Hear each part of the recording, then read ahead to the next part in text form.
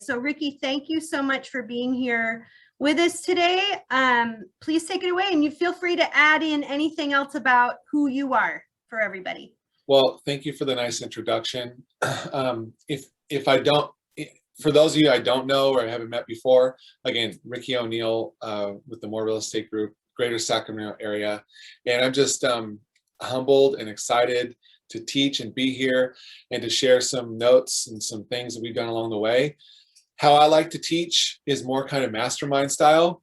You know, I'm okay with you just chiming in and just asking a question or in the chat room, and maybe Laura can help me in the chat room.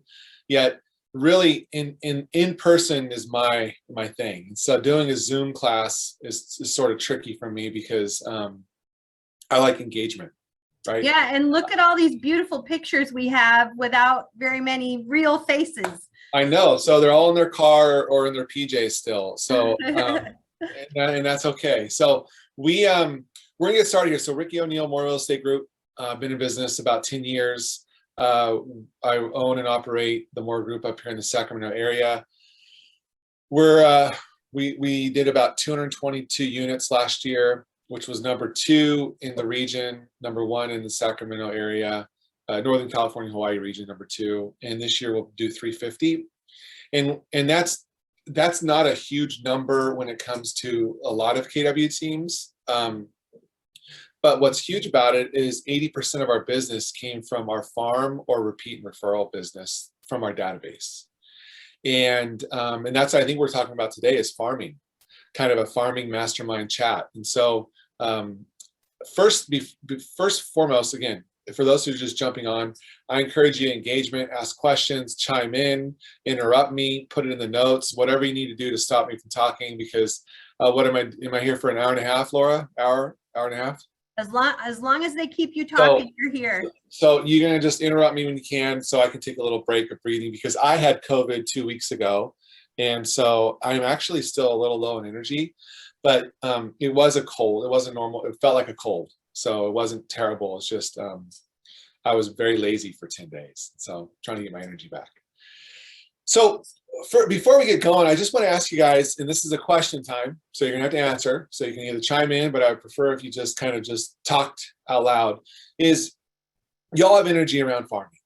And I do too, and I think farming is great, and it's exciting, and it's really a great tool and resource. But I want to know what excites you about farming. Like, what did you see other teams that you admire do, or other real estate agents do about farming that interest you, right? When you hear agents farm at a high level, what stands out to you? Consistency of getting listings. Yes, okay. What else? Being seen as the neighborhood expert. Okay, what else? Connecting with people. And answering questions while you're talking to them. Yeah. What else?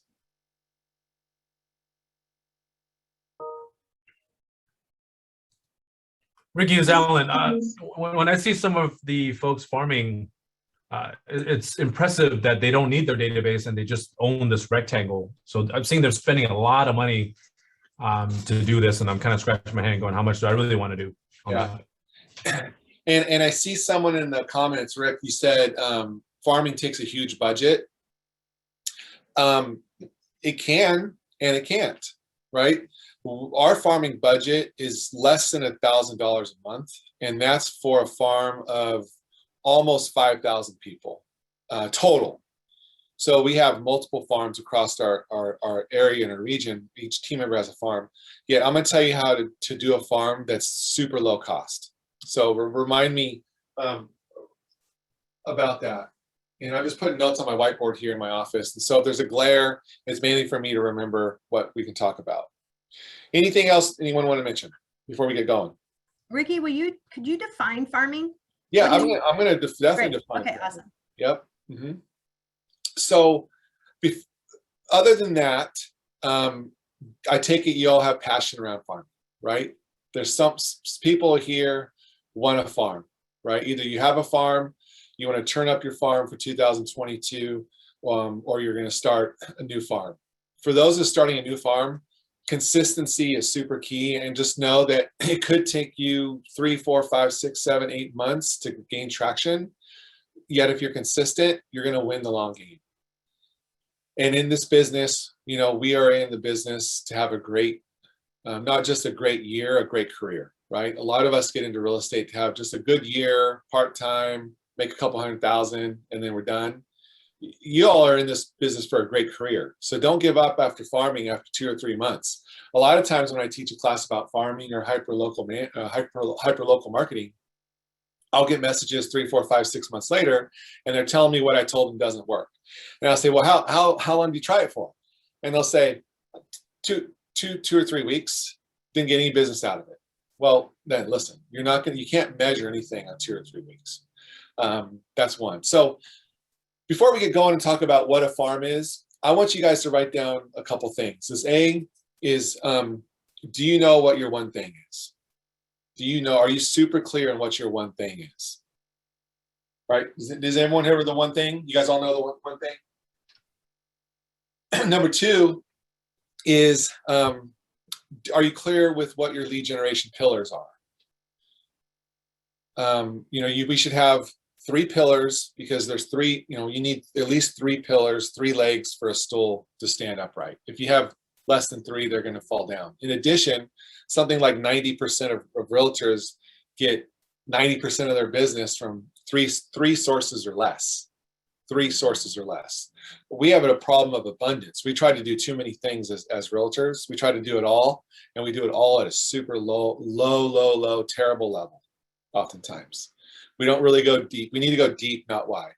Too many of us are looking for that easy button, the magic pill, all that stuff. There's not a such thing.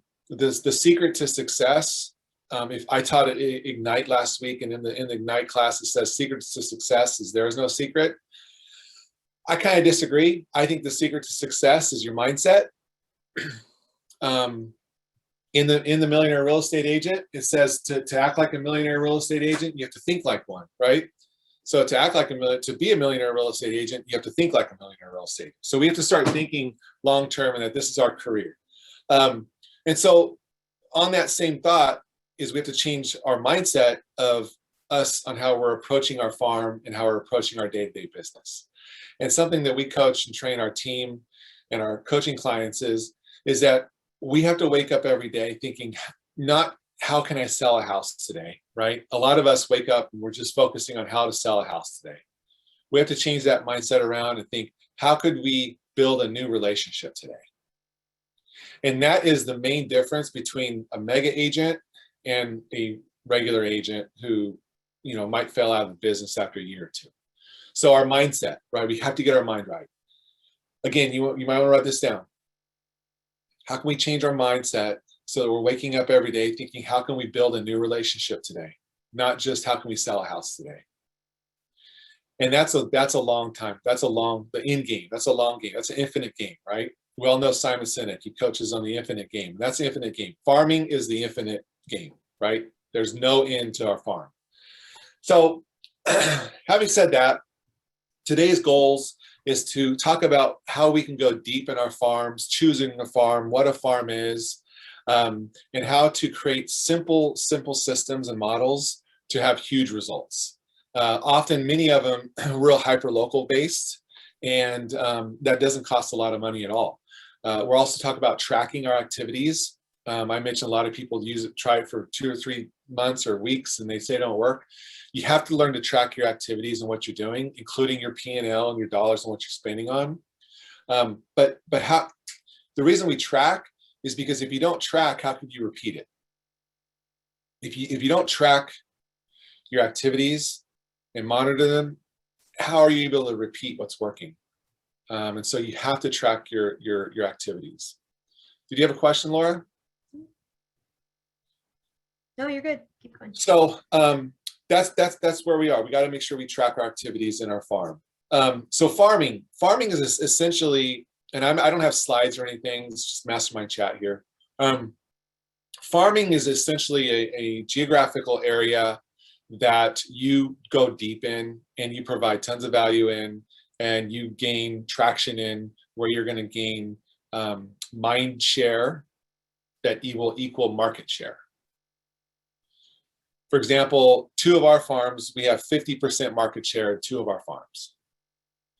That's the neighborhood I live in, and then historic Folsom both have 50% market share, meaning of all the transactions last year that occurred in those neighborhoods, our team touched 50% of them, or myself touched 50% of them. I'll give you an example. The closest farm to us besides 50% is 6%.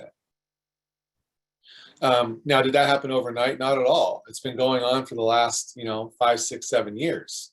But now, you're right, it's paying off. So to choose your farm, and again, if there's any questions or whatever, and I'm not looking at the chat notes, Laura, so if you see those chat notes and there's a question, go ahead and interrupt me. Okay. But most people's first question is, yeah, go for it, AJ. Yeah, so when you're, it sounds like you're setting up camp in a particular area, your farm, and then you're seeding it, right? Instead of going out there and trying for the hard sale, like you're saying, building relationships over trying to sell a house as your day-to-day activity. Would you give me a few examples of how you might be seeding and kind of passively building up the your relationships? Absolutely, we're going to get all that. I do have some order here that I don't want to skip over anything important. So to your point about seeding, that's right. That's why they call it a farm, is because you are putting in kind of like your database, or we call it data bank. You put in order to take a withdrawal out of your data bank, you have to put in deposits, right? And so when you're farming your neighborhood, every kind of touch point that you do, every kind of community event that you do, every postcard that you do, every newsletter you do, every golden letter you do, every call you do, every pop-by you do, that's a seed, right? That's a seed. That's your deposit. And it could take many, many seasons in order for that fruit to grow, right? For you to harvest. So that's why they call it a farm. Because, then you got to turn the soil, you got to replant it, you got to water it, you got to nutrient, then it grows, and you got to take care of it. You got to put, you have an organic farm, that means you're really not doing much. It just comes to you naturally. But if you really have to take care of it, you have to use some other kind of, irrigation changes or whatever, then that's going to help you get more fruit, more veggies, more food to feed your family, right? So one thing that people have challenges with is how to choose a farm. I know a lot of agents, hundreds of them, who their farm is 10 miles away from their house. And they choose that farm because there's decent turnover. Yet everyone has, there's 100 other agents in that farm, and you don't really know anything about it. You don't have any kids that go to those schools. You've never been to those parks. You don't know anything about the trails, right? You don't know what's being built at the corner. You don't know, you know nothing about that farm. Choose your own backyard. You're the local expert already in your neighborhood. And I don't care if you live in an apartment building or a condo or an old neighborhood or whatever it is, that should be your farm. Wherever you live should be your farm. You should be the neighborhood expert, and that's your farm. You already have connections there, right? You talk about connections. If you choose your farm properly in your own backyard, you're going to connect with your farm. If you're choosing your farm far away, you're going to be colliding with your farm, and you don't want to collide, right? So are you connecting or colliding with your database in your farm? And the difference is if connecting with your farm is they're going to call you, they're going to see your stuff, they're going to thank you. I have three emails in my inbox from my farm that the newsletter went out earlier this week, right? They want a list. So that's connecting. Colliding would be if you don't do anything in your farm or your area, you don't contact your farm, and then you see listings left and right going up in your neighborhood, and you're disappointed and sad that you didn't get the listing. Well, that's because you're not connecting with them. You're colliding with them. So you got to connect with them. And then you already know the market in your area. You know the parks, you know the schools, you know the shopping, you know the projects, you know that vacant lot, you know what's being put in there. You already know it, right? And so you got to do research on your farm. Number 2 is you got to do research. You got to kind of know what's going on in the area. Everything from average income to average age. Is it a commuter area? is what's the largest employer? Is it a software company? Is it a hospital? Is it a factory? You got to know kind of the types of homes in the area. Are they ranch homes, Victorian? Are they older? Are they newer? What kind of homes are they? Local amenities like parks and nightlife and shopping and trails. Know it. Like I can tell you right now, there's over 55 miles of bike trails in my farm, right? 13 state-of-the-art parks. All the trails lead to the American River Parkway, right? And all the schools are 9 out of 10 or higher. But I can tell you that off the top of my head, I know the farm. So you got to know, you got to do the research, and then the transportation options, and then any changes are coming soon to the farm. You know, I was in Arizona teaching a hyperlocal mastermind about 2.5 years ago. It was in the fall of 19. And right across the street from the market center, there was a big infill project of about maybe 100 homes. Okay. And when before the class started, I walked across the street and I just went to the office and asked, hey, what's going on here? How many homes you building? What's the average price point? Who's buying them? Where are they coming from? Just general information. Went back in, taught the class. I asked the class, there's about 100 people in the room, what's going on across the street? Guess how many people knew what was going on right across the street from their office? A whole zero. Okay. I was there less than an hour and I knew everything about that project. Right. So we have to look for opportunities. Don't just take it for granted and think I'm not interested in that. I want to go after something else. That's your farm. Know what the heck's going on in your neighborhood. And so then when you choose a real estate farm, you got to make sure you have your well-defined boundaries, right? Laura, you asked the boundaries and someone else said your square, your boundaries.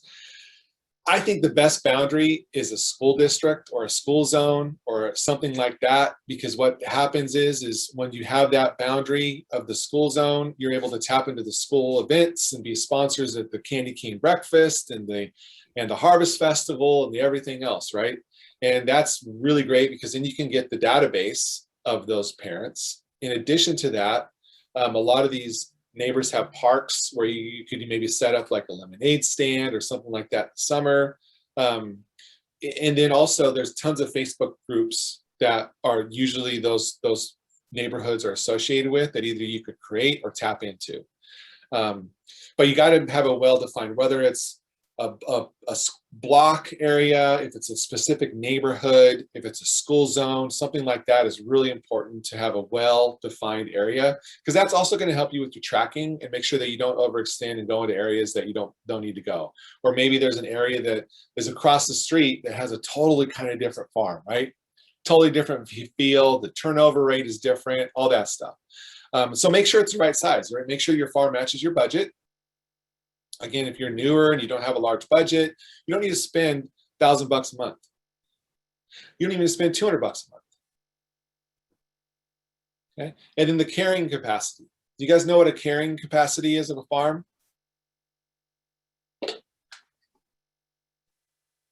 That's something like, is there enough turnover? Right? Are there enough homes in that farm? Are you farming a neighborhood that only has 10 homes? Or are you farming a neighborhood that has 100 or 200 homes? And then what's the turnover?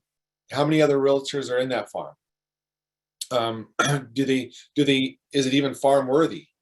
What's kind of the carrying capacity? What could it support? Right? What can that farm support? You know, I can tell you right now in the Bay Area, a lot of great farms are homes that were built in probably the 60s, where a lot of those people are now retired and they're selling and they're moving up our way or out of state.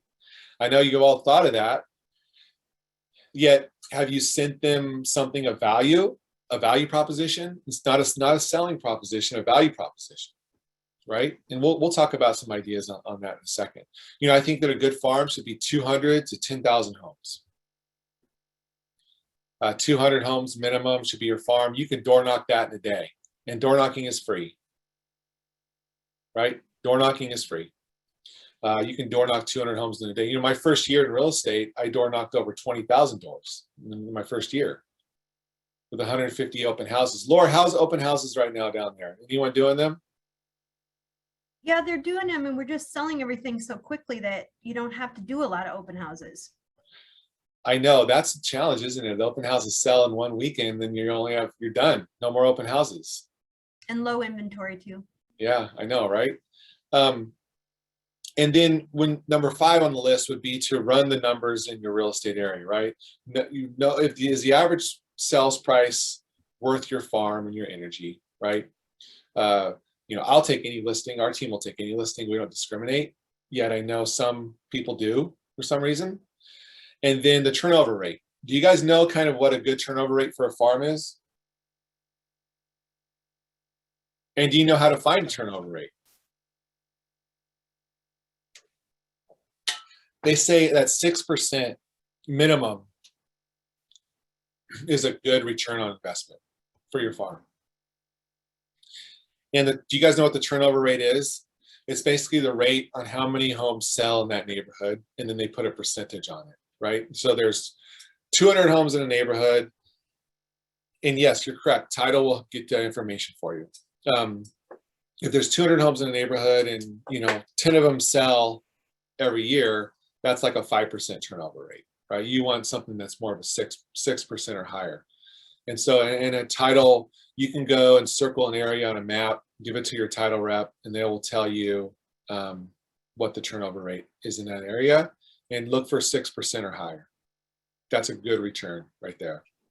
You know, there's an exclusive neighborhood in Folsom, and it's called Briggs Ranch. The turnover rate there is like less than 1%. And everyone wants to farm there. Like every realtor in the world farms in Briggs Ranch.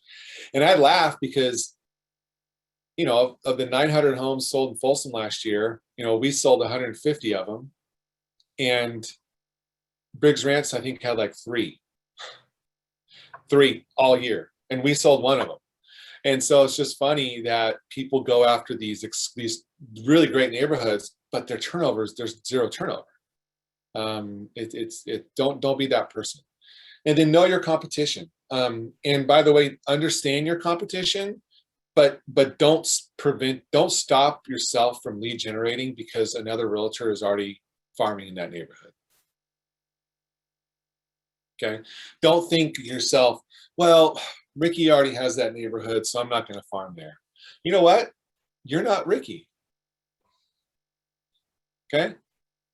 You're not Ricky. Tina already has that neighborhood. Laura already has that neighborhood. So what? There's not business if you're doing right. You know, I was on a coaching call this week and I was over there right here. And on my wall, I wrote down that people's product might be better. So like our product, our team's product, or your service level of service may be better. Yet they're not going to know that if the other teams or the other agents' marketing is better. You have to get in the door to prove your services. And by doing that, you got to be consistent, and you get consistent with your activities. So, and at the bottom, I wrote down, what are we losing at that others are winning at? Right? So what are we losing at that others are winning at? And so when you look at your competition, I think your biggest competition is yourself, by the way. Yet when you look at your competition, you're like, hey, I always get this postcard in my mail every 2 weeks from this one agent. It drives me crazy. Well, what are you going to do about it? Right?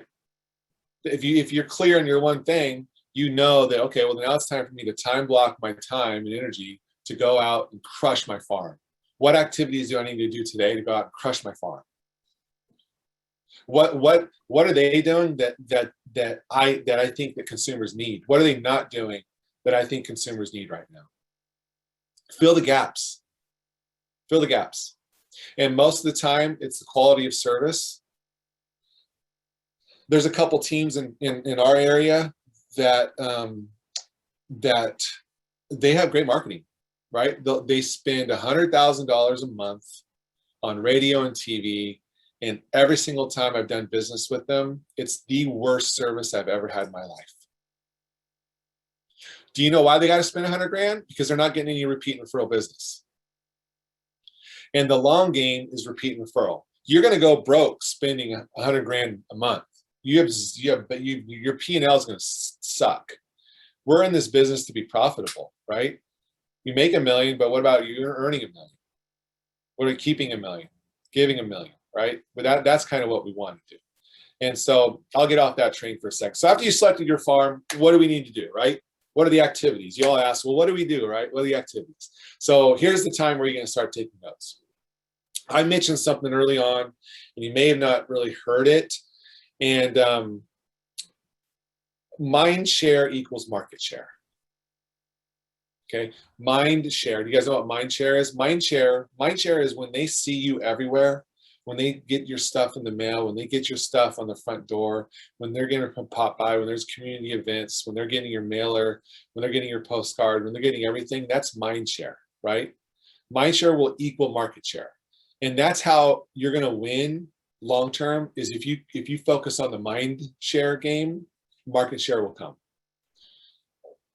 And some mind share activities would be to host something. Now, you know, I know that a lot of events have got canceled. We canceled our own share of events up here, but there's still stuff going on, right? There's still stuff going on. It looks like we're on this downturn here of the latest Omicron variant. Host something in your farm, whether it's a 4th of July bike parade, right? It'll be the first annual. You know what? Only 20 people might show up, but everyone got the invite, and that's the most important thing. And then you know what you're going to do when only 20 people show up of 200 people invited? You're going to reach out to the other 180 people and tell them how much you missed them.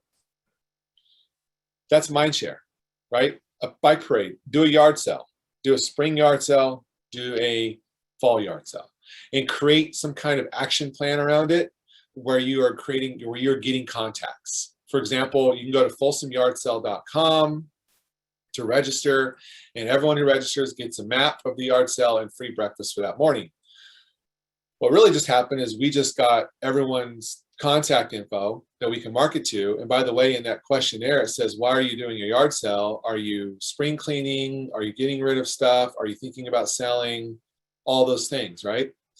And so do a yard sale, do kind of a barbecue day, right? We're having in June, the first week of June, we're doing a big community barbecue out of, first week in the summer kind of event. You can do photos with Santa, you can do an Easter egg hunt. All these cost next to nothing. You can do a softball tournament. We did a kickball tournament 2 years ago. That was really fantastic. Our farm is kind of divided into 2 separate neighborhoods. And so there's a park in the middle of the 2 neighborhoods called Cone Park. And so we did the neighborhood versus neighborhood tournament, right? And so we had 2 brackets, and we had Parkway here, Lexington here, and then the championship was Lexington versus Parkway, right? And so it just was great. And we got everyone's database. We got everyone in our database. And so create something like that. Do like a lemonade stand. You know, during the fire season, we did a lemonade stand where we did like sold lemonade, a lemonade stand with the kids, sold lemonade, what we called AIDE, like aid. And then we donated all the money, and people dropped off stuff for the fire victims that were up here in our area. So there's stuff like that you can do, tons of different things that are coming from contribution to create mindshare. Ask yourself, you know, what kind of value am I adding to my farm? Am I just the guy that gives out local statistics, or am I also the guy or female or girl or agent who is handing out, you know, a toy drive, who's hosting a coat drive for veterans, right? Are you doing, right now we're doing a Valentine's Day card for veterans. I think we've had almost 1,200 people, new contacts in our database from our farm, just by doing Valentine's Day card for veterans, right? So what sort of value are you adding? Are you more than just, I can sell your house agent? Or are you the mayor of your farm? Right? Are you the mayor of your farm? Yesterday, my neighbor came up to me, and he needed a painter. The last time he painted his house last time about 5 years ago. Now he needed a painter. He came right and knocked on my door. Hey, I need a painter, right? Are you that guy? Now, we all know that the quality of service has gone down quite a bit for some of our vendor partners. So be careful on who you hand out to make sure that they're going to do a good job, because ultimately that's a reflection on you. So just use caution there. Like I said, if you don't want to, if you're shy and you don't want to create a community event, tap into an existing one. Tap into an existing one. A lot of, in the summertime, a lot of communities and neighborhoods do like concerts in the parks, or they do their own kind of parades. They do something, some kind of farmer's market, something like that. Just show up. Just show up. Bring a booth, just show up. Don't be shy, right? We do a Christmas light contest where, you know, you kind of, you put, oh, you know, every house that participates, we donate a meal to needy family. We get about 100 participants every year. Share things on what you're doing on your newsletter. You know, the newsletter doesn't have to be mailed. We actually door drop our newsletter, and that goes out to 5,000 homes every month. There's with three primary large farms, and then 10 small 200 home farms. So door drop your newsletter. Be consistent with this. Say, you know what? The first week of the month, I need to door drop, not door knock, door drop my newsletter of 1,000 homes. So I'm going to hit 200 doors a day, and you're just dropping it. And if you have a little budget, find every door direct mail drop to have someone else do it, leverage it out. That's how we do it. We pay $750 a month for someone else to hand deliver all 5,000 of our newsletters. $750. And they get it done in a day, right? A team goes out there. There's like three guys go out with permits and their yellow vests on and the backpack with the thing and all of our newsletters. They get it done, and we have a GPS tracker that tracks them, so we know that they're going, literally dropping it off on the front porch, not on the grass, not on the driveway, on the front porch. So if you have a little budget, $750, that's not much at all. One thing too is share what the market center is doing. Right? Market Center is doing, we have Red Day, you guys do some during the holidays. There's always something the Market Center is doing that you guys could advertise to help come from contribution, to put in your newsletter so that you're gaining contacts. The ultimate, there's a question about what percent of our business comes from what. I don't see the end of it. What does that say, Laura? What percent of your business comes from your farming, and is it mostly listings? Yeah, so our overall database is 80% of Mets, right? We got 80% of our business from Mets. Of that is farm. Many of that is from the farm because we've got to know our people over the years. So if you say 80% is from our Mets, which is including in the farm, many of them. If you take it just straight from farming activities, because we've saturated our farms for so many years, it's really hard to decipher, like saying, okay, this was from a farming activity, because we've been consistent every year doing them. We've got to know a lot of these people. So now they're in our database and they're part of our world. But I also feel that if we were to stop doing that stuff, then we lost our mind share. And they're going to go to whoever's in front of them at the time. So of that, of the 80%, I want to say probably 30% of those were from our farm, specifically farm saturation program. And then what's your percentage of listings? Almost all. Okay. And then you said before that you have 50% of market share in your farms. I do, yes. Yeah. But for two farms, for two of them. For two of them, yes, that's correct. And those are the two longest ones too, by the way. So those weren't the ones that we started 2 years ago. Those are the ones that we started 10 years ago. Yeah. Yvette, did you get your questions answered? Do you have any others? Not right now, Ricky. This is fascinating. I am loving it. Okay, thank you. It's mind-blowing, isn't it? So, it's amazing. So let's take a quick break. Anyone have any questions? Anyone have any questions? Okay, because there's this space here right now is like stuff I just got to get through to set foundation, so we can go and do some mic drops here in a second. Is that fair? So I know I'm going through fast, but it's just stuff that's important, but I want to get through it. But I really want to. Can I do an aha? One aha really quick? Just the part you talked about doing a yard sale, and you did something like go to this website, something yardsale.com. Yeah. And you guys, are you hearing how he captures everyone's information? Like, by doing events, and they register and they then have their information and they keep following up with people. I think that's mind-blowing. Yeah, amazing. because you could do an event, but every event that we do, like for example, if we sponsor something, so this morning I've had 2 text messages asking us to sponsor something, and they're from our farm and from our database. Okay, one of them is a baseball little league team. So you have to, when you get really good at farming and when you put yourself out there at a high level, people are going to blow you up all the time to sponsor stuff. Okay, it's time to set values and a mission statement for your business so that you can control how you sponsor things. And you need to have standards around your sponsorship playbooks. Let me give you an example. We don't sponsor sports teams unless someone on our team has a kid on that sports team. Period. Doesn't matter if they're my best friend. I don't sponsor the kids' teams. Second thing is we only sponsor things that we could be at the event to collect data at the event.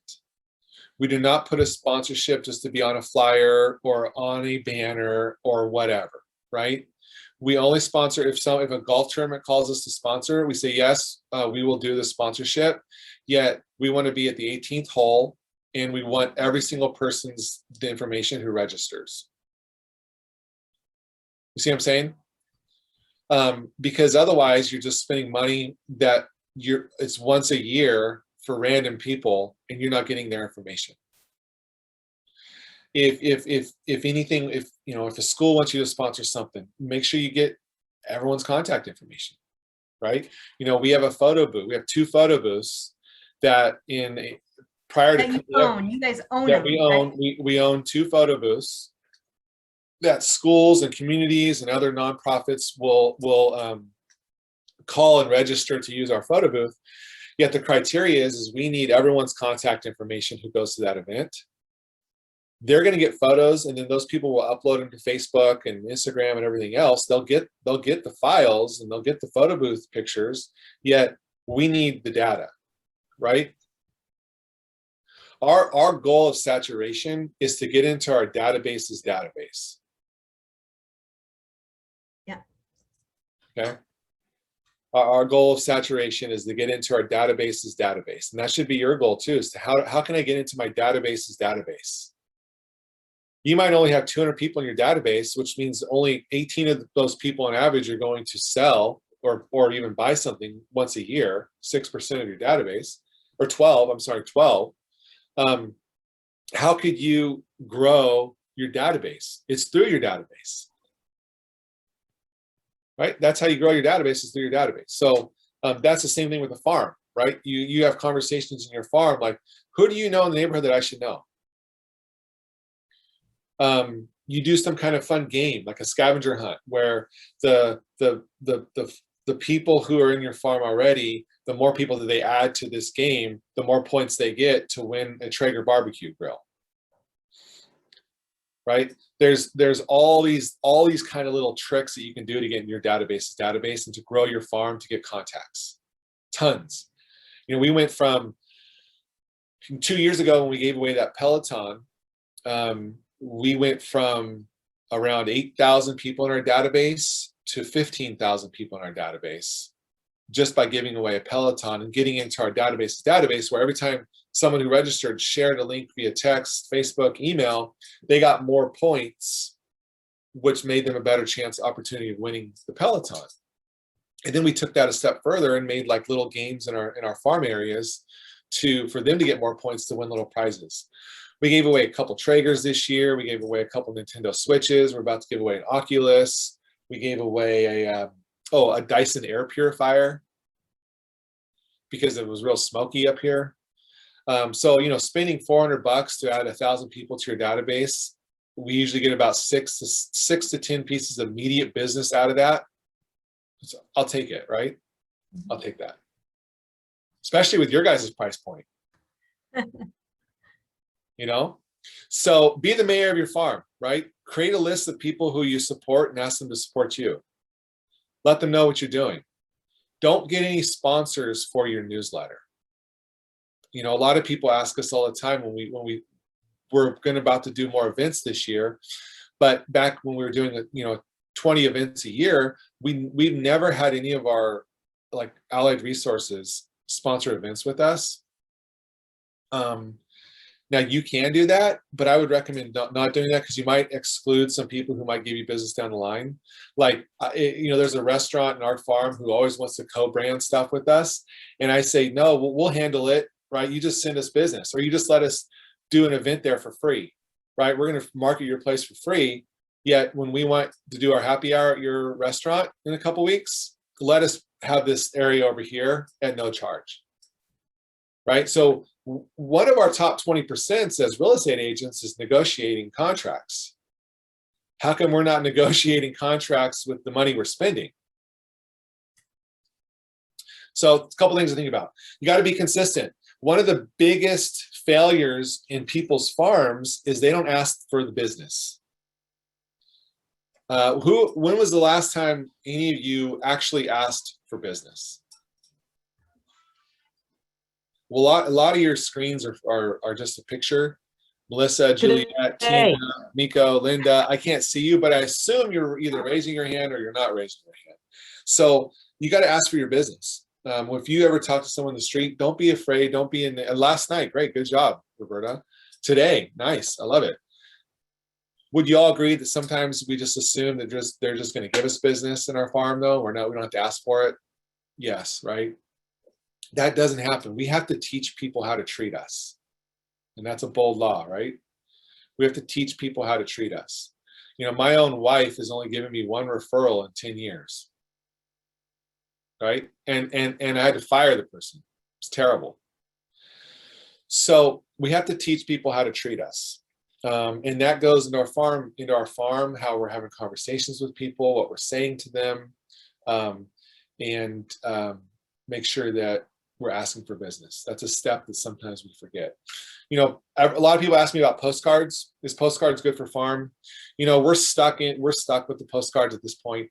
I hate the line item on the P&L every month. I hate it. I don't think at this point we're stuck with postcards, right? We're kind of pregnant with it right now. We can't get out of it. It's hard. It's a hard thing to measure on how it's working because we were doing it so long and we have 50% market share. And yet a lot of those people are already in our database and we know a lot of them. And so we're like, is it working or what? I think that just monitor it, have some kind of tracking system on it, whether it's Command or Corfact or whatever you want to use. It's expensive, right? Mailing things is expensive. That's why we kind of transitioned out of that. Now we're doing more door drops.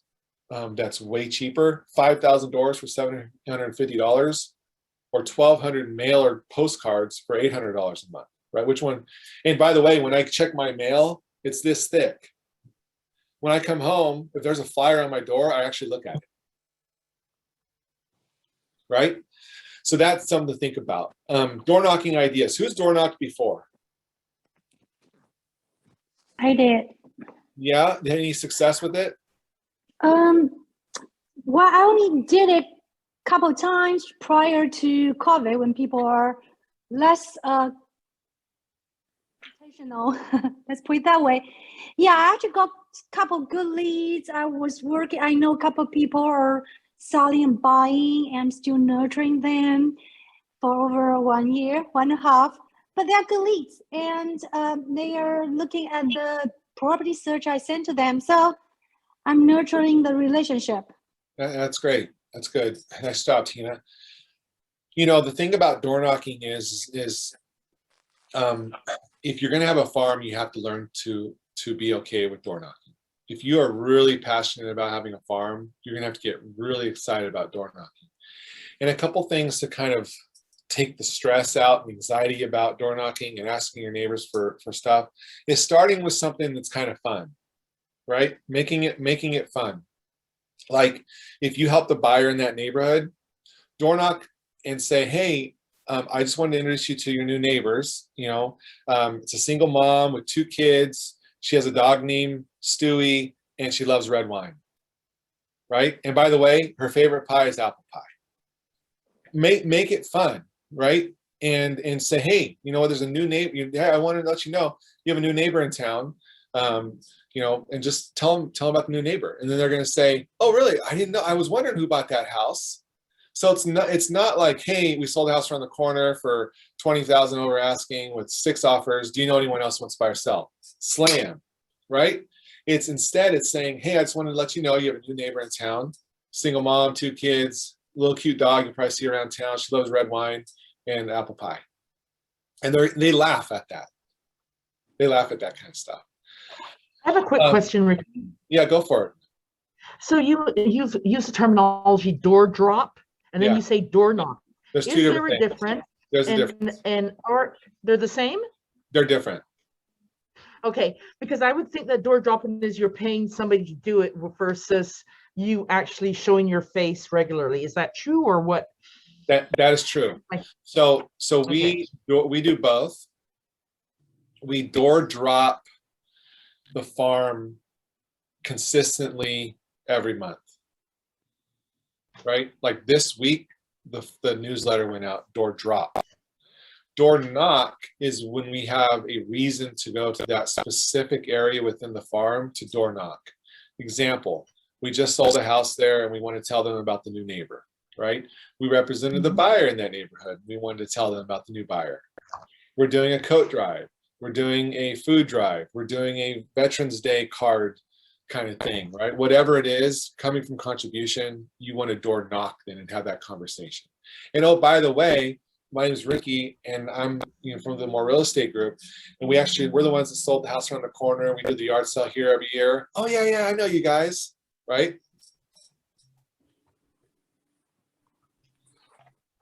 That's what the difference is on that. I appreciate that. No, of course, absolutely. What was the note there from a vet? You said, I know you're not finished, but okay. So then the other activities is you might have to pick the phone up and do some phone calls.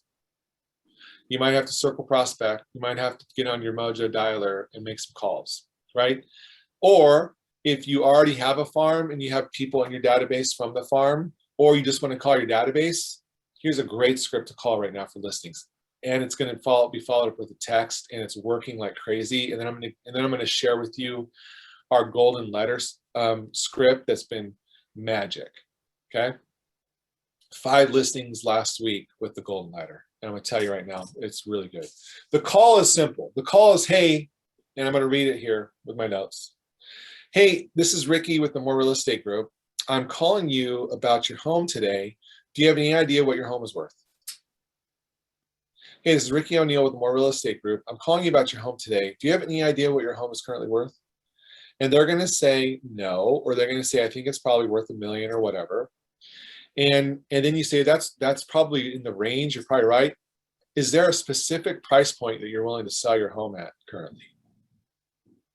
And if they say yes, 1.6 million, and you can say, you know what, I actually think I might have a buyer. The market's yielding those prices. Is there any opportunity that maybe I can give you a correct estimate on your home and be in there next week? And they're going to say yes. Let's assume they say yes, or they just hang up on you and you go on to the next. When you come to that appointment, they're going to want to know what? This is the difference between a value proposition and a selling proposition. Okay? Your selling proposition is, why should I meet with you? Right? That's your selling proposition. Why should I meet with you? And that is exactly what I just said. Listen, you want to know what your current home was worth? No one else has called you. I called you. I'm going to tell you what your current home is worth. You agreed to meet with you. Your value proposition is why should I hire you? Right? Why should we meet versus why should I hire you? And preparation is key in this. One thing that set us apart is whenever we go to a listing appointment, we always bring in a net sheet with us.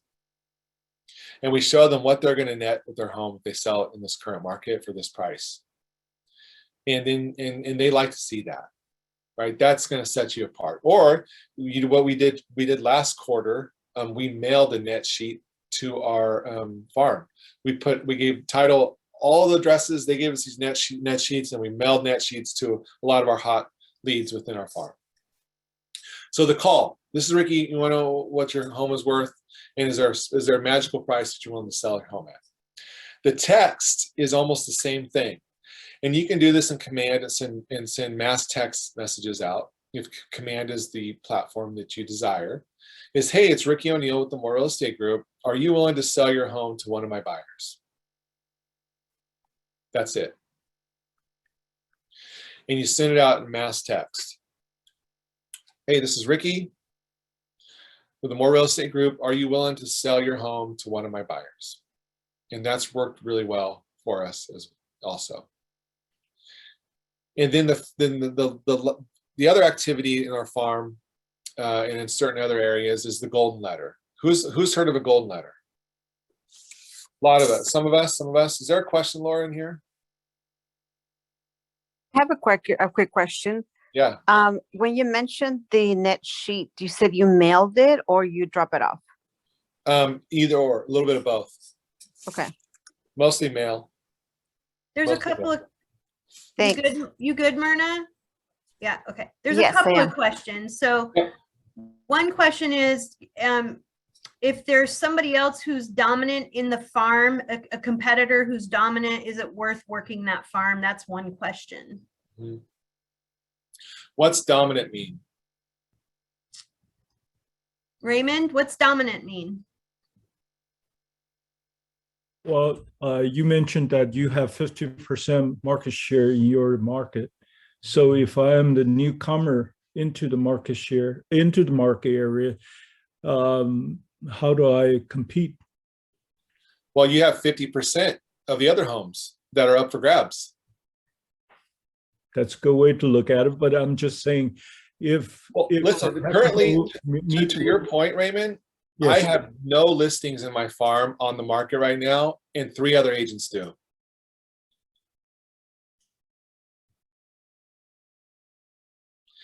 And they all know that I market the hell out of that area, and they still got a listing. Right? And that didn't bother me.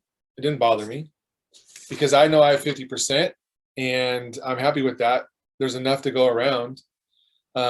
If someone has 100% market share, then good for, holy crap, that's really fantastic. But most people will not have more than 50% market share in any neighborhood.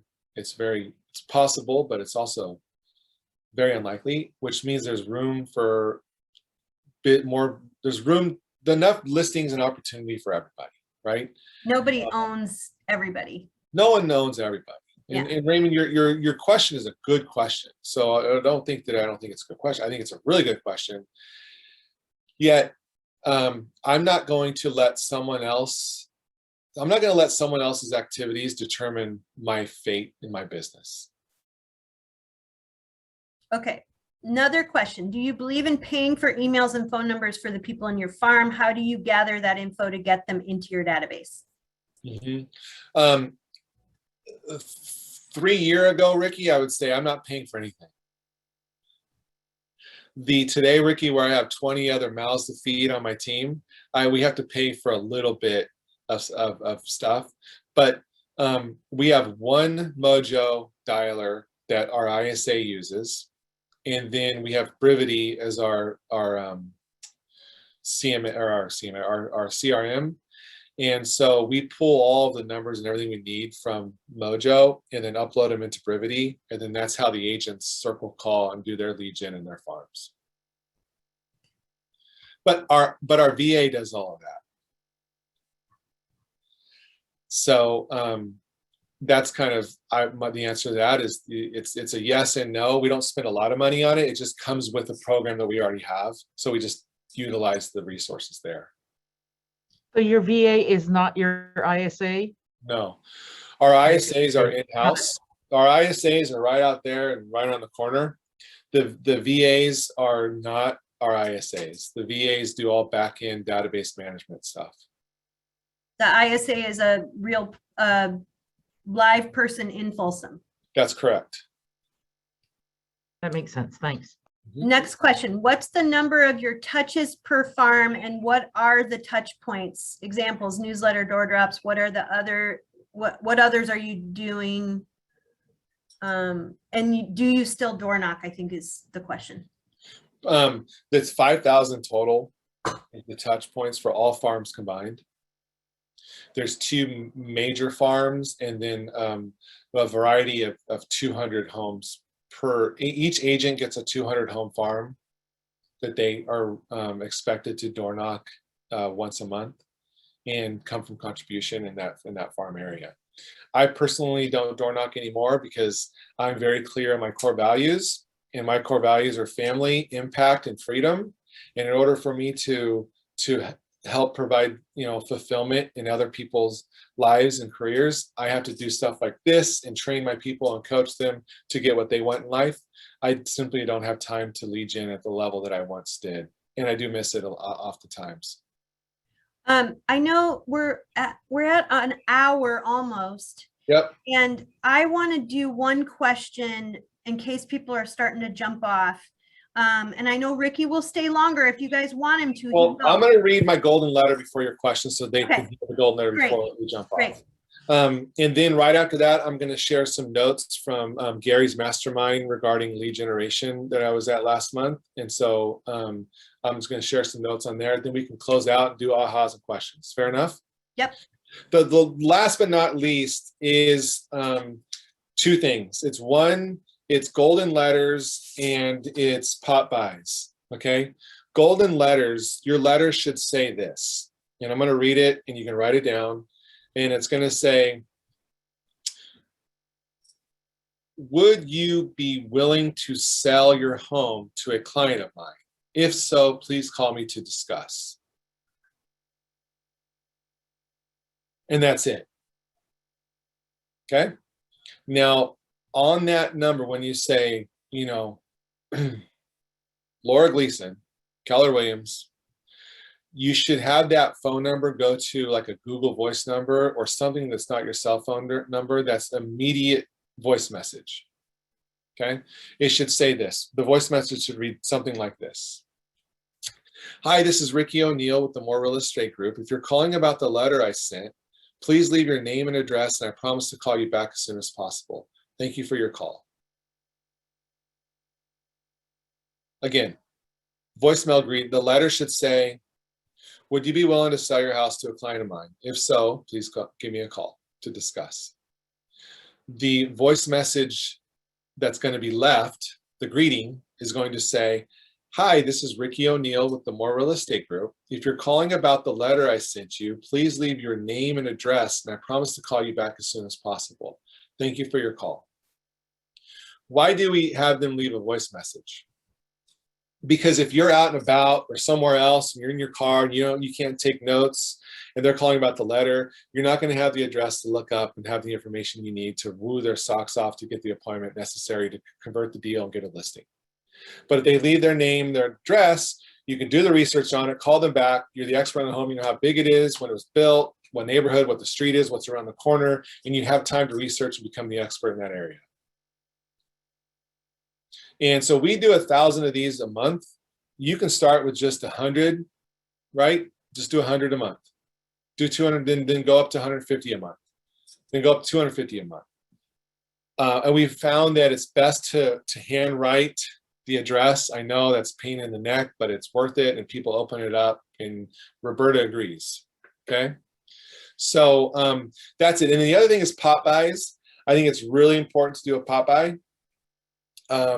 Be consistent, and whatever you do, time block, right? Whatever you do, time block it. That's our one thing, is time blocking. A lot of people say in real estate that your one thing is lead generate. Well, Jay Papasan and I disagree. I think your one thing should be time blocking, because nothing works if you don't. And time blocking is really, really hard to do if you're not organized.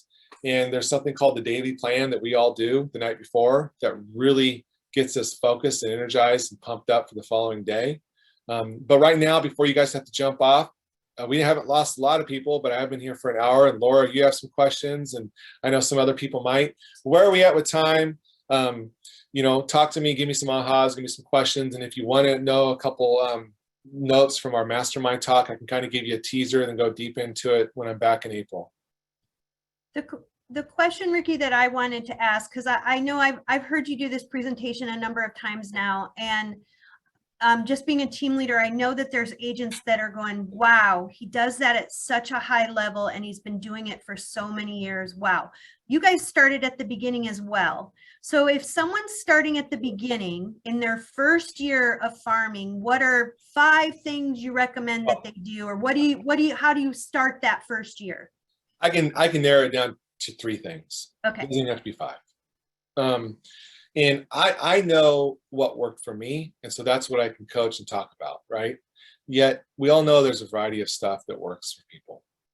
If you're your first year in the business and you're just drinking out a fire hose and everyone's telling you how to do it, and you're kind of confused and not sure what to do, which is all of us, by the way, remember that we all put our pants on the same way. Okay? We both put one shoe on at a time.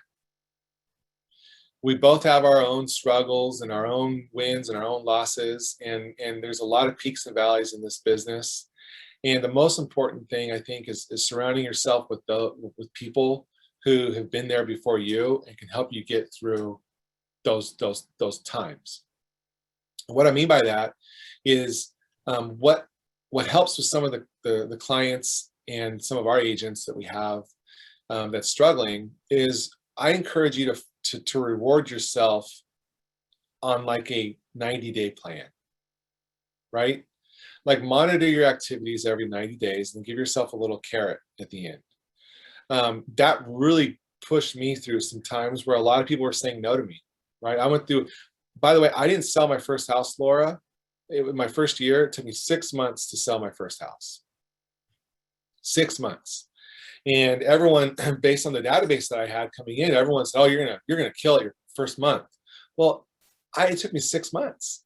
And I don't know if I got a lot of business out of my database my first year, but what I did, I was consistent in talking to my database. I was consistent in door knocking, and I was consistent in open houses. We always struggle with open houses only being around for one weekend. We have that same issue. Most of the listings we listed last week, except for one of them, are now pending. And so open houses can be a struggle. I hear you. Find one that's maybe out of your market center. Ask some other agents to host their open houses. Door knocking. I door knocked, I told you, 20,000 doors my first year. All I did was door knock. I went through like 10 pairs of shoes. It was a lot of door knocking, and it was worth it. I added a lot of people to my database. I built a lot of great relationships, and I got a lot of listings out of it. A lot of those listings didn't come that first year, right? A lot of those were adds to my pipeline, where I quickly learned in my first year that my wins were adding to my pipeline. My wins were conversations that I was having with people. My wins were nurtures that were ready to buy in 3 to 6 weeks, right? Those are my wins. I stopped focusing on celebrating the closings, and I started celebrating the adds to my database and the nurtures. And that mindset shift totally changed my perspective on things, where I was, going after my rewards every 3 months was based on how many people I added to my database, not focus on the closings, because I believed in the system that was taught in these books that we're reading all the time with Millionaire Real Estate Agent or whatever. And I just trusted the process, right? I remember reading in the MREA my very first few weeks that we don't have the right to get creative in our businesses. We have to try or do something that's been proven to work already. So many of us are trying to create our own systems and models. Find something that you have passion around, and then go track the person who's doing it at the highest level and is super badass at that, and call them and stalk them and email them and Facebook them, get to know them, ask them if they can do a 20-minute or 30-minute phone call, and just learn from them. That's our KW culture, Laura. Right? We share things like crazy. Rick, I see your hands up. Go Niners. And you're muted, Rick. You're muted. Okay, there you go. Yeah, so I'm totally fangirling what you had to share here today. I'm just amazed, totally blown away by the budget when you open up with that. Because I came from a company where agents are putting in 20,000, 80,000. We had this guy that did the 2.2 GCI, but his marketing budget every month was 80,000. So go do the numbers. So I'm just totally blown away by what you guys shared here. So my main question is, go back to the process of those giveaways that you mentioned. Are you just giving them away, or obviously you're also trying to generate leads at the same time? Was it just purely unconditional? You just put it out on your website and see how many people have responded to that? Share me the process on that, the giveaways that you did. Good question. And we call that in the KW world, we call that a reverse bold 100. So for those that have taken bold or have heard of it, a bold is a mindset business class, business objective, life by design, where you're challenged to, during that 7-week course, to in one day reach out to 100 people and have 100 conversations with people. Someone created something called a reverse bold 100, where you give a reason for them to call you, right? And so you can give away 49er tickets, right? Or you can give away a Traeger, a commodity that's hot in your farm, in your area, right? So the reason that the Peloton worked at a high level for us was because the gyms were closed. That's awesome. Okay, so I woke up at 3 a.m. one day and I said, we have to give away a Peloton.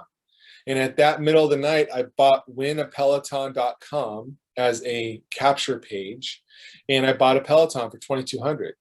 And little did we know that 6 or 7 pieces of business later, and an additional 5,000 plus ads to our database, where it was one person away from someone who was already in, so they weren't random people, right?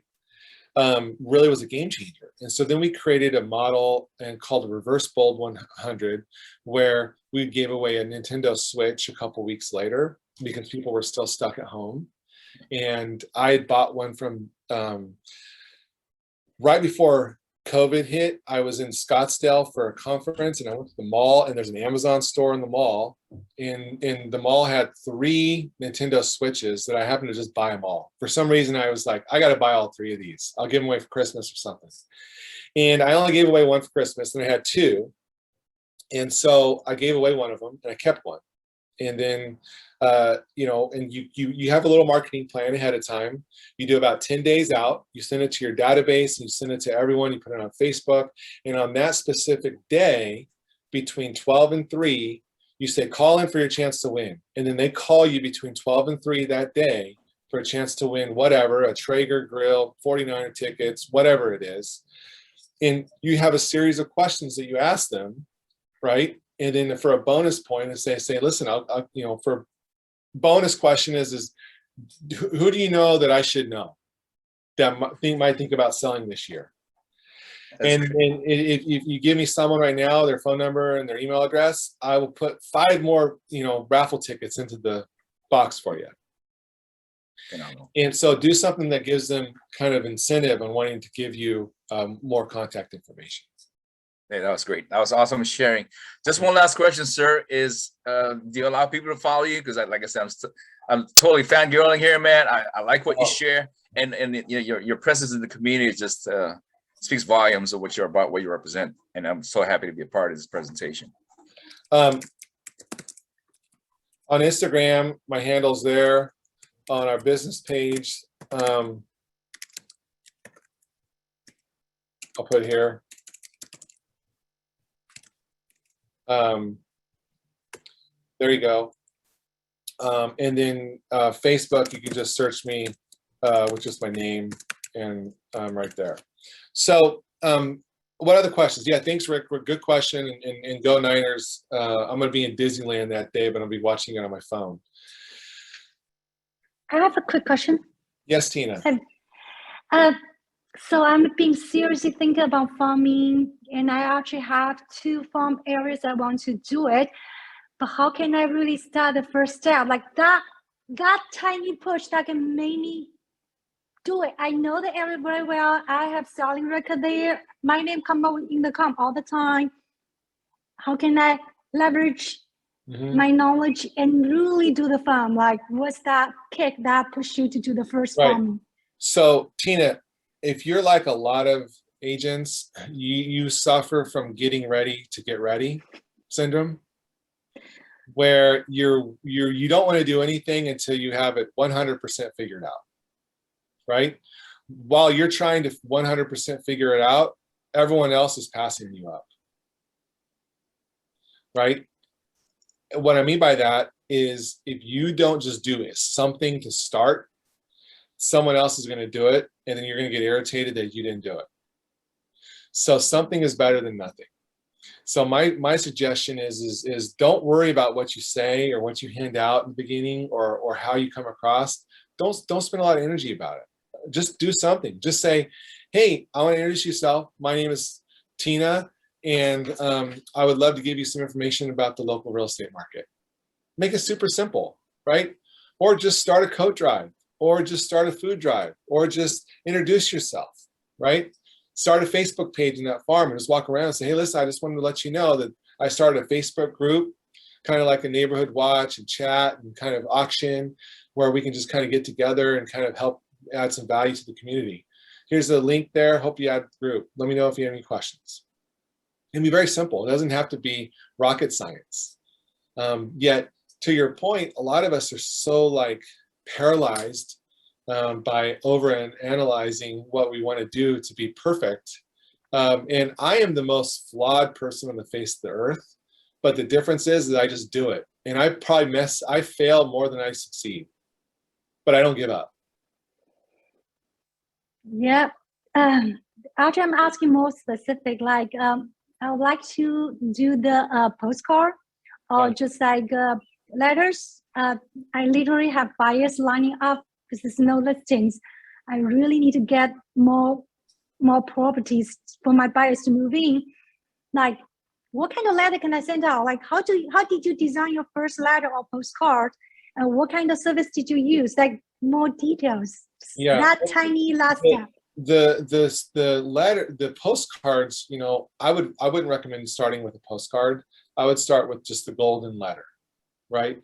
And the golden letter, I read it earlier, which is basically, would you be willing to sell your home to a client of mine? If so, give me a call. Now it doesn't have to be, our golden letter doesn't go to every home in the farm.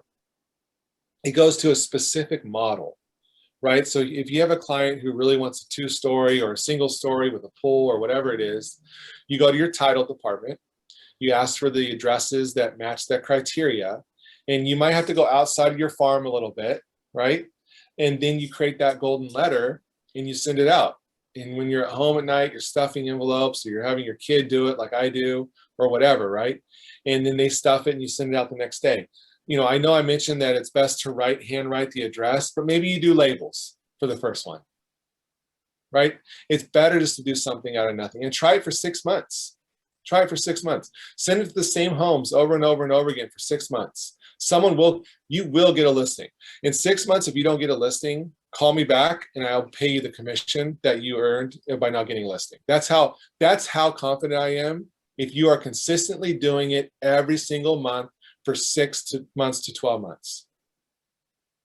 Would the price range matter? Because the one I own is really like 3 million up. Like, is there anything I need to adjust on the letter? Like, try to level it up, or it doesn't matter? You got to make it simple, right? If you send a letter that looks like this, no one's going to read it. Okay? Make it super simple, two or three sentences max, to the point, and that's it. Do you mind sharing the look of your golden letter? I missed a couple minutes. I don't have one in front of me, but basically I can tell you that, yes, don't overthink it. Thank you, Raymond. Basically, I can tell you that it has your logo or your name on top, Keller Williams, right? Dear, homeowner, or dear neighbor, right? I say neighbor. I always say neighbor. Hi, neighbor. Would you be willing to sell your home to a client of mine? If so, please call me to discuss. That's all I say. That's all we say. And it doesn't matter what it is. That's the letter we use.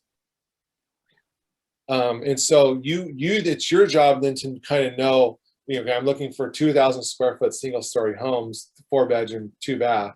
These are the ones going to get the letter this month. These people are getting it next month. And I'm going to go back to the single story the following month and just be consistent with it. You know, because here's the funny thing. Your job is to get an appointment, right? You might not even have a buyer, Tina, who wants to buy that house, but you want to get in the door to get the appointment to convert them so you can list the home, so you can put your sign in the yard, so you can get 2 to 3 more pieces out of business from having a listing. Because every listing you get, you should generate 2 to 3 more pieces of business from it. That's the end goal, is the listing game. Sounds wonderful. Thank you so, so much for all this very, very practical Best of luck to you. tips. Absolutely. Thank you. Other questions? So here's the thing. Yes. So here's the thing, real quick. I want to talk about just time blocking all these things, right? We have really drank out a fire hose today. I shared a lot of stuff. Maybe it stuck. Maybe something kind of stood out to you. Maybe it didn't. Whatever it is, just try 1 or 2 new things. You don't got to do it all tomorrow. It's going to drive you nuts if you try to do it all tomorrow. I've been there, done that. It's not fun. It's not healthy. The most important thing is we got a time block, right? Remember, you can't write this down. You should write this down. You can't time block outcomes. You can only time block activities. Okay? You can't time block outcomes. You can only time block activities. And you really need to be careful on what you're saying yes to. If it's not a hell yes, it's a hell no. And in order to be clear in what you're saying yes to, you have to really be clear on your core values. And in my opinion, the best way to determine what your core values are is to order one of these one thing core value deck cards. Okay, you can go to onething.com and order them. I don't know. I think they're about $20. And once you know what your core values are, it's going to really help you determine what to say yes to. It should be a 9 out of 10 in alignment of your core values in order for you to say yes to something. Most of the things you say, when people ask you, it should be a no. And that's just across the board. And if you have clarity around that, your whole life is going to change, and you're going to be able to focus on the things you need to focus on in order to have the life that you desire. Doing that, you need to set up a daily plan. And the 6 things, it's a known fact that if you spend 15 minutes every night planning out the next day, you're guaranteed to be about 175% more productive. 175% more productive. And what you should do, and then how we do it, the daily plan, is 6 things. 1 is visualize what you want to accomplish the next day. Kind of just visualize what you want to accomplish the next day. You're not writing anything down. You're just kind of thinking about what you need to accomplish that next day. Number 2, look at your calendar. Okay, look at your calendar and cancel anything that's not important. Look at your calendar if you use one, and cancel anything and everything that is not important. Cancel it. Number 3, make a list of your priorities and organize them of what is most important down to what's least important. So organize them most important to least important. Number 4, you want to make time and time block for your rituals. And what we call rituals are like your exercise, even your lunch, right?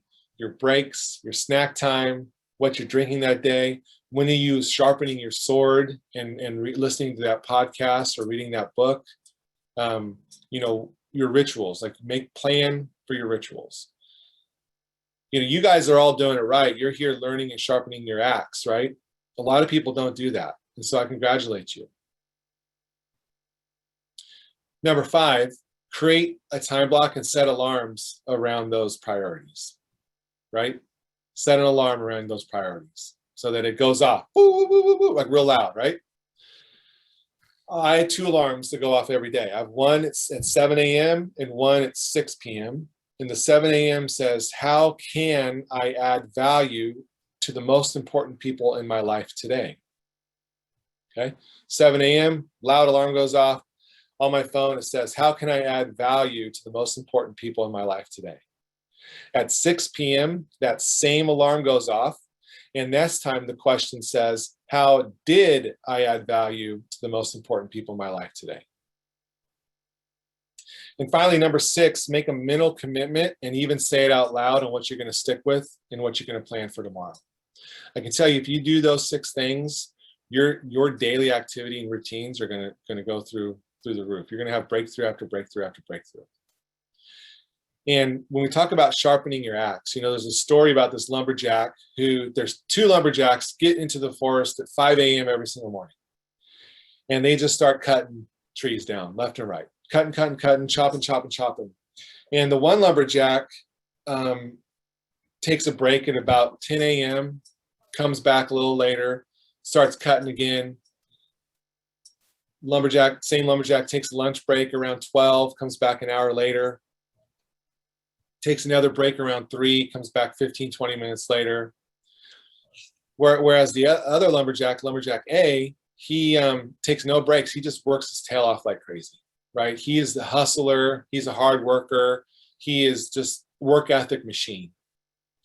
Well, after months and months go by, lumberjack A, who takes no breaks and works his tail off, was really, really irritated because lumberjack B, who took breaks all the time, cut down like 10 times more trees as the lumberjack who took breaks. And so finally, lumberjack A goes over to lumberjack B and says, hey, what the heck's going on?